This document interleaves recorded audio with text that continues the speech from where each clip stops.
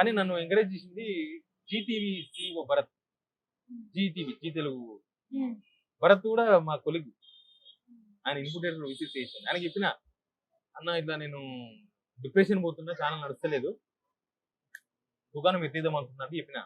చెప్తే అట్లా వేయకు, నీ వీడియోలు చూసినా చాలా బాగున్నాయి, నీ వీడియోలు చాలా సబ్జెక్టబుల్ ఉన్నాయి. అసలు ఈ కంటెంట్ నేను మా జీవిలో కూడా వేయలేను, మా జీవిలో కూడా లేవు.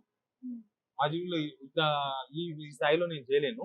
నేను ఎంతసేపటికి పబ్లిక్ ఒపీనియన్స్ అవి తీసుకోగలను, కానీ విషయాన్ని బోల్డ్గా చెప్పే ఛానల్ లేదు. నువ్వు మంచిగా చెప్పినావు, కొద్ది ఓపిక పట్టు. మా జీటీవీకే కొద్ది టైం పట్టింది. నువ్వు కొత్త బ్రాండ్ సిగ్నల్ టీవీ అని పెట్టుకున్నావు, పాత ఛానల్ కొనలే నువ్వు, కాబట్టి నువ్వు కొద్దిగా టైం తీసుకో, నువ్వు క్లిక్ అవుతావు, నీ కంటెంట్ బాగుందని ఆయన భరత్ అని చెప్పింది. చెప్తే నేను ఆయన దగ్గర పోయినా, ఆయన దగ్గర పోయి చెప్పిన, నేను ఛానల్ మూసేద్దాం అనుకున్నాను. చెప్తే ఆయన మూసబెట్టి చాదాబి చెప్పిండు, నువ్వు మూయకు, నీ కంటెంట్ బాగుంది, ఇవాళ రేపన సక్సెస్ అయితే నువ్వు, నీ కంటెంట్ జనాలకు అవసరం ఉంది, నువ్వు నడిపియు, వారం కాకపోతే 10 రోజులు 2 నెలలు కాదు, నువ్వు 6 నెలలు టార్గెట్ పెట్టుకో అన్నాడు. కానీ నాకున్న సబ్స్క్రైబర్స్ అప్పున్న వాళ్ళు కావచ్చు, ఇప్పున్న వాళ్ళు కావచ్చు, నిజంగానే నా కంటెంట్ని వాళ్ళు ఆదరిస్తున్నారు.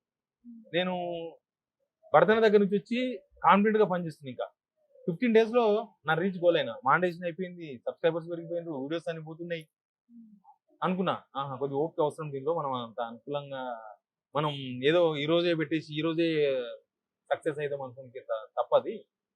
కరెక్టే భరతన చెప్పిందని నేను స్టాండ్ అయ్యి పని చేసుకుంటూ పోతాను అంతే. Okay sir, thank you sir. మన ప్రేక్షకులకి మంచి ఇన్ఫర్మేషన్ ఇచ్చినందుకు, వాళ్ళకి ఒక క్లారిటీ ఇచ్చినందుకు. వెల్కమ్.